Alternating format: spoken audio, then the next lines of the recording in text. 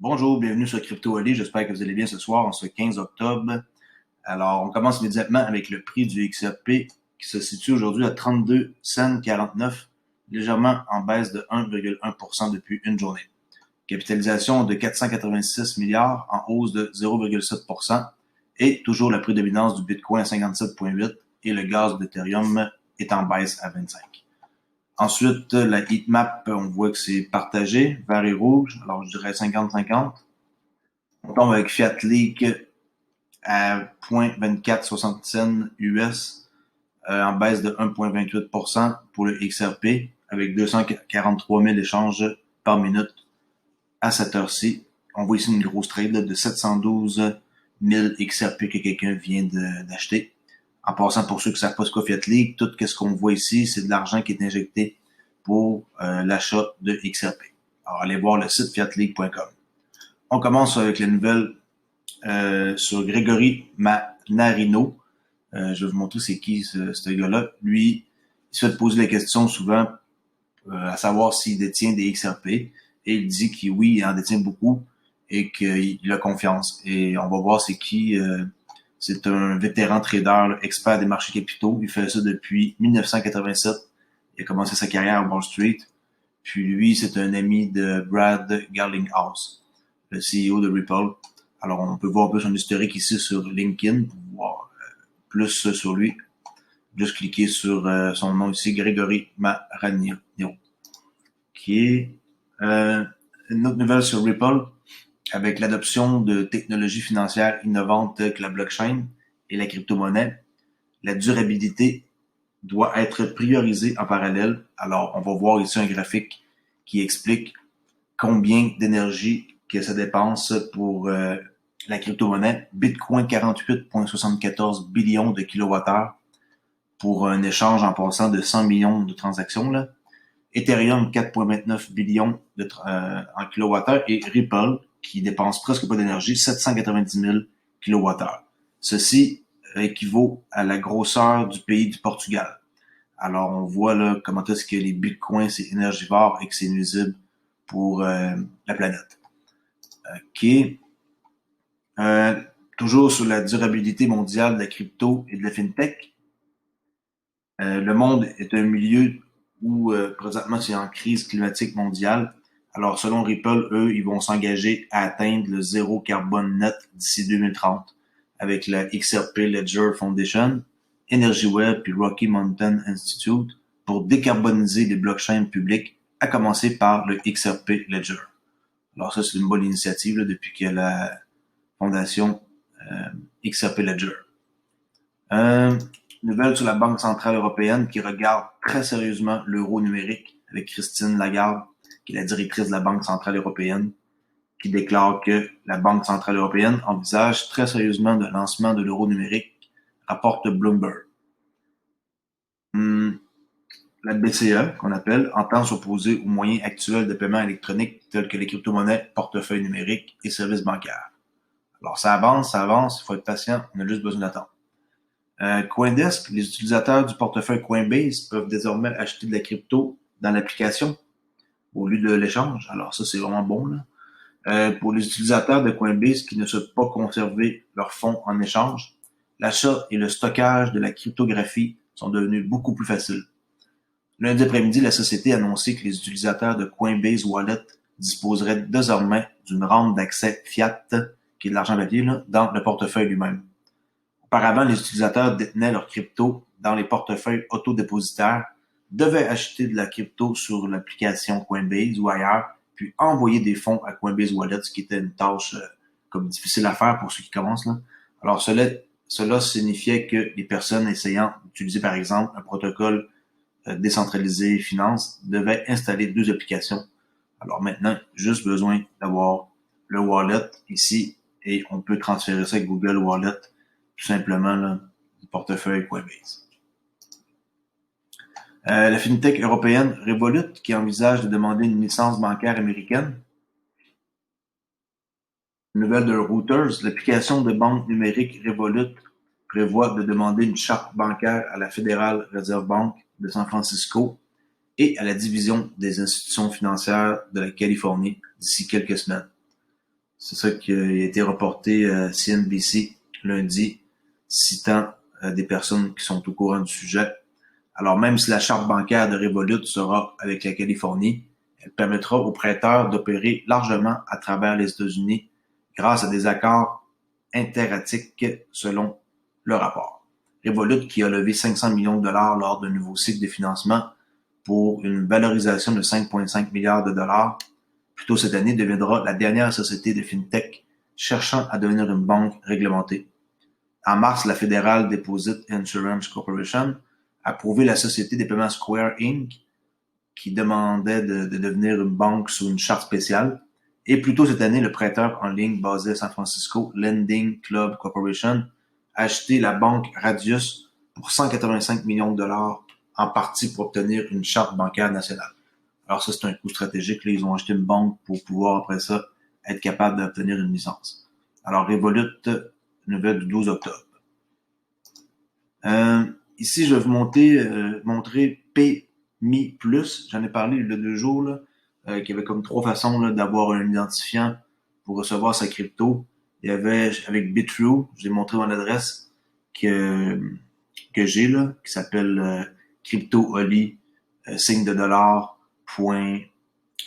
pid.bitrue.com, une adresse plus facile à retenir avec 40 caractères. Et là, il y a aussi PayMe Plus, l'application que vous pouvez télécharger sur votre iPhone. Et aussi, il y a Payburner. Alors, je vais vous montrer ici la petite vidéo qu'ils ont fait d'un démo. OK? Hey, I'm Brent. And I'm Brent. Oh, hey, good to see you. Listen, I need your help. Well, what's the problem, Brent? Well, Brent, I love crypto, Je vais but traduire en sending and français pour receiving vous, là. payments can be so frustrating. I can instantly and easily send messages and email to people. Yet sending crypto payments is just as hard as it was 10 years ago. Et aussi, je dois parler pour pas avoir un strike sur YouTube vu qu'il y a une and forme it's too easy to sonore. make a mistake. Well, Brent, I have some good news for you. Let me tell you about PayMe Plus. Every day, millions of people send payments globally. PayMe Plus makes receiving payments as easy as sending and receiving email. No way. Yes way, Brent. Imagine a world with no more confusing wallet addresses. Now you can send crypto using a simple, easy to remember address. How does PayMe Plus work, Brent? I'll show you. But first, let's hear from one of the founding team members of PayMe Plus. Voilà, c'est un court moment qui vous permet de voir qu'une simple adresse peut être créée avec PayMe Plus. Je n'ai pas encore créé la mienne, là, je vais le faire dans les prochains jours. OK. Ici, je ne sais pas si je n'avais parlé, mais pour les nouveaux, je vous dis qu'il y a une centaine de banques italiennes qui sont officiellement sur la blockchain. Après l'ajout de 42 banques récemment, environ 100 banques italiennes opèrent officiellement sur le réseau de la blockchain bancaire du pays, Spunta, qu'on appelle là, le nom de la blockchain, construit sur Corda de R3, qui est partenaire de Ripple. C'est annoncé mardi avec l'association bancaire italienne. Alors ça, c'est une bonne nouvelle. Les Italiens, apparemment, ils aiment la crypto. Et les banques sont plus flexibles là-bas qu'aux États-Unis pour le moment. Ici, ça, c'est vraiment hot. Le navire de croisière Crypto Satoshi pour faire la baie du Panama, sa maison. Ça, honnêtement, c'est vraiment intéressant. Là. Moi, ça m'intéresse si je réussis à m'enrichir avec XRP d'avoir mon condo sur un bateau. Alors, le navire de croisière Crypto appelé Satoshi se prépare à mettre les voiles de la Méditerranée au Panama, où il jettera l'ancre et appellera la baie sa maison. Le navire compte 777 cabines qui seront vendues aux enchères comme condos. Bitcoin sera accepté pour tous les biens et services à bord. Ocean Builder, l'entreprise qui construit des seapods ou des maisons flottantes, a dévoilé que de Crypto Cruise Ship, appelé Satoshi, s'apprête à quitter la Méditerranée puis va jeter comme l'ancre dans le golfe du Panama. Et ici, qu'est-ce que ça comprend? C'est un navire qui mesure 811 pieds de long, 12 ponts, 777 cabines à vendre aux enchères en tant que condo. Il y aura 3 restaurants, un bar à jus, 2 cafés, 3 bars, 2 piscines, 4 bains à remous, un parc aquatique et plus encore. Les détails sur le site web Ocean Builder sont disponibles. Bitcoin sera accepté sur tous les navires pour les biens et services de consommation, à côté aussi du dollar américain et d'autres modes de paiement. Alors moi, je trouve ça vraiment hot. Là. Ils ont un beau bateau, puis quelqu'un qui a les moyens, ben, il peut s'acheter un condo là-dessus. Cette semaine, ben, je vous montre au mois d'octobre qu'est-ce qui se passe comme grosse nouvelle. Il y avait du 12 au 18, c'est pas encore fini, là. Les fonds monétaires internationaux, un meeting avec le basket SDR là, pour revoir quel pourcentage de devises vont faire partie du panier de basket. On sait jamais, XRP pourrait faire partie du basket. Le 14 et 15, ça finit aujourd'hui, c'est le swell de Ripple, globalement. Le 15, aujourd'hui, MTJOX vont remettre 150 000 bitcoins aux détenteurs qui se sont fait avoir là, quand le site a rencontré des énormes problèmes puis qui ont fermé leurs portes là, avec le hackage là, qu'il y a eu, le piratage. Le 19, il y a les fonds monétaires internationaux encore qui ont une conférence sur les paiements transfrontaliers. Le 20 octobre, moi je trouve que c'est la nouvelle du mois d'octobre, la banque du Bahamas va lancer leur crypto-monnaie, leur CBDC. Alors ça, c'est vraiment hot. Dans le fond, c'est les premiers au monde, là, pays qui lancent leur CBDC. Et c'est les Bahamas. Qui aurait dit ça? Le 26 octobre et le 27, il y a le B20 et le G20, la rencontre. Alors ça, c'est des gros sujets chauds du mois d'octobre. Ensuite, ici sur W. Kahneman, que l'expansion au Moyen-Orient avec Ripple, partenaire NIUM, N-I-U-M, annoncé qu'ils sont en partenariat avec les principaux fournisseurs de paiement numérique de la Corée qui s'appelle E9P. Alors, I9P, ils vont être partenaires avec NIUM et NIUM est partenaire de Ripple. Alors, encore une fois, une excellente nouvelle pour Ripple et le XRP. Ici, on voit que la course aux armements numériques bancaires est arrivée. On est à l'aube d'une transition là, qui va changer à jamais la donne. Et j'espère que vous êtes attentifs parce que si cette photo-là, vous ne l'avez pas encore vue, c'est une photo qui est très populaire. On voit ici des personnes haut placées dans le monde, le Fonds monétaire de Hong Kong, le directeur de l'IMF ici, le Fonds de l'Arabie Saoudite, le chairman, et qui qu'on voit à droite, on voit Brad Garlinghouse qui est assis à côté de tout ce beau monde-là, et on voit ici une femme avec les cheveux comme blancs là pour ça c'est Christine Lagarde, la présidente de la Banque centrale européenne. Alors, pourquoi que Ripple est assis là, puis pas une autre compagnie de blockchain? Parce que Ripple, c'est les heureux élus, puis c'est eux qui vont être choisis pour faire en sorte que le nouveau système financier soit avec eux, de proche ou de loin. Ça, c'est sûr que en arrière-plan, on voit pas qu'est-ce qui se passe, mais le XRP est un pont pour communiquer entre deux devises. Et ça risque d'être plus gros que qu'est-ce que même moi j'imagine. Faut être patient, juste attendre que cela arrive. Ici, je vous montre par rapport toujours à la nouvelle précédente avec le XRP puis les gens importants sur la vidéo. Un autre petit vidéo que j'ai choisi une séquence spécifique. We'll take a look at this. At this table, you have the Director of Monetary Markets for the IMF, the Chairman of the Saudi Arabian Monetary Authority, the Chief Executive of the Hong Kong Monetary Authority, and Christine Lagarde, the then head of the IMF and now President of the ECB.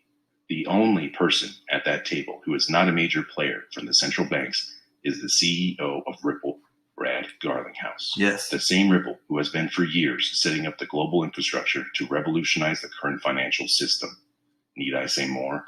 Ladies and gentlemen, the current global payment system is based on pre-internet 40-year-old technology.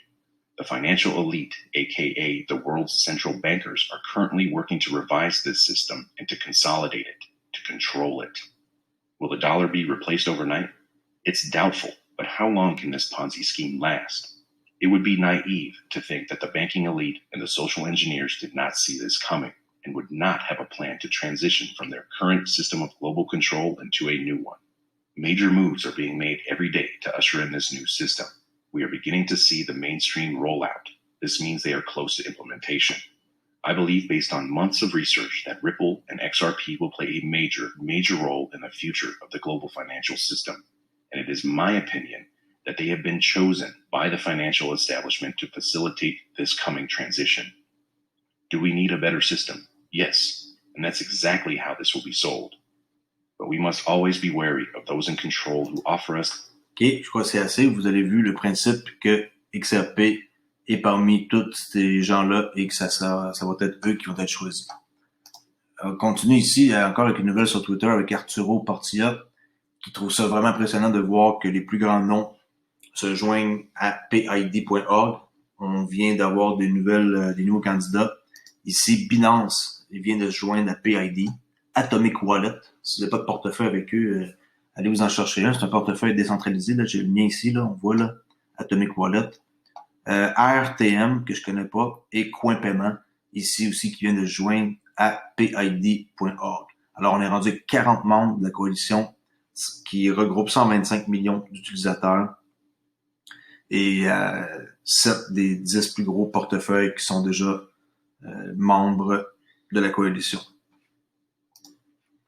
On continue ici avec la Russie qui considère que le rouble, leur monnaie devrait être issue pour leur stock exchange, là, l'endroit où il se passe tous les échanges là-bas en Russie. Alors, c'est une grosse nouvelle. La Banque centrale russe envisage d'émettre du rouble numérique. Il a été déclaré que la nouvelle plateforme numérique de la monnaie nationale nécessiterait une nouvelle infrastructure de paiement qui rendrait finalement le système de paiement russe plus robuste. La Banque centrale de Russie a déclaré mardi qu'elle envisageait d'émettre un rouble numérique en plus des roubles en espèces et non monétaires existants pour faciliter les paiements des particuliers et des entreprises. Il a été déclaré que la nouvelle forme numérique de la monnaie nationale nécessiterait une nouvelle infrastructure de paiement qui rendrait finalement le système de paiement russe plus robuste. Alors, encore une fois, la Russie qui va aller sûrement de l'avant avec ce projet-là. 13 octobre 2020, assez récent comme nouvelle. Ça va vous montrer les choses qui sont de l'heure. Pas des nouvelles qui datent de 5-10 ans, à moins que ce soit d'une importance capitale. Stone Ridge, qui révèle un investissement de 115 millions de dollars dans les bitcoins, dans le cadre d'un spin-off d'1 milliard de dollars. Alors ici, c'est vraiment comme un gros montant d'argent qu'ils investissent dans les bitcoins. Faut lire l'article, là, je vais pas tout lire ça, c'est juste pour vous dire que Stone Ridge ont investi 115 millions de dollars dans les bitcoins. Alors eux aussi commencent à accumuler des bitcoins. Puis le XRP, comme le chairman de Ripple a dit, ben il va suivre qu'est-ce que Bitcoin et Ethereum vont faire. Quand le Bitcoin et Ethereum vont monter, XRP va monter automatiquement. C'est pas avec le on-demand liquidity et les corridors que les XRP et les prix vont changer, c'est trop des petits montants encore. Quand il y aura des montants astronomiques qui vont circuler dans les corridors, là, le prix peut augmenter, mais c'est pas à cause de ça que le prix va augmenter, c'est quand le Bitcoin et Ethereum vont connaître un bull run que le XRP va suivre de près ces deux monnaies-là. Et je l'ai couvert dans une vidéo il y a quelques jours, où ce que j'en parle avec des graphiques, qu'on voit la corrélation entre le XRP, Bitcoin et Ethereum. Ici, avec le poète Cryptic, un gars sur Twitter que je suis, qui dit que MoneyGram ont connu une croissance de 161% dans les transactions transfrontalières en septembre. Alors, eux autres sont partis en peur, là. C'est incroyable de voir comment est-ce que, en grand plutôt pour en peur, mais MoneyGram continue de délivrer une dynamique remarquable dans les affaires numériques avec une forte croissance en septembre. Et je vous signale que MoneyGram, Ripple détient 20% de MoneyGram. Le mois de septembre marque le 9e mois consécutif de croissance des transactions transfrontalières à 3 chiffres dans l'activité numérique directe aux consommateurs de la société. MoneyGram International, qui sont cotés à la bourse, là, Nasdaq, sous le nom de MGI, un leader mondial des paiements P2P, peer-to-peer, transfrontaliers et des transferts d'argent, annoncé aujourd'hui, en date du 13 octobre, un mois impressionnant de croissance numérique en septembre. La société a enregistré une croissance des transactions de 161% d'une année à l'autre pour MoneyGram. Son activité numérique directe aux consommateurs marquant son 9e mois consécutif à 3 chiffres et plus. Cette croissance continue d'être tirée par une forte demande des consommateurs pour la principale application mobile de la société et une gamme complète de capacités numériques dans plus de 75 pays. Alors, je le dis encore, MoneyGram Ripple détient 20% de MoneyGram. Alors, pour aujourd'hui, je crois que c'est assez. On va aller tout de suite à notre petite session de trading pour la fin, pour ceux qui m'écrivent puis qui veulent en savoir plus. J'ai décidé de faire plaisir à ma petite gang là, de la France là, pour choisir un actif qui est là-bas. Alors, on va prendre le DAX allemand, les 30 plus grosses compagnies en Allemagne. Alors, si on regarde aujourd'hui, s'il y avait une trade à prendre, je dirais que oui. Avec cette grande chandelle blanche-là, là, j'ai plus besoin de dire comment faire avec ma technique. Le milieu de cette chandelle-là dépasse le bas de la précédente mèche. Alors ici, il y avait une trade en date du 15, dans le fond, aujourd'hui même. OK. Alors, je sais que j'ai pas encore parlé du volume ici qui est en bas. Je suis en train de préparer une idée pour vous expliquer comment ça fonctionne, combiné avec la moving average ici de 5, qui est une moving average smooth, avec le haut et le bas divisé par 2.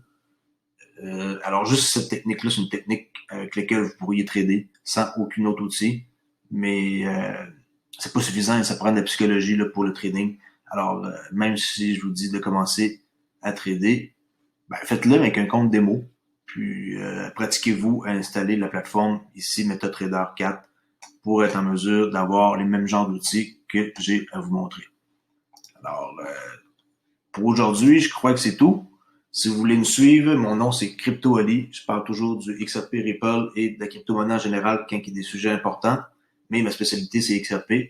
Et j'ai toujours un petit peu une section, une fin des vidéos que je parle de trading pour ceux qui aiment le trading et qui veulent appliquer ça pour peut-être devenir trader ou trader quel que soit là, de la monnaie numérique, le S&P 500, le pétrole, peu importe, quelque chose qui vous intéresse.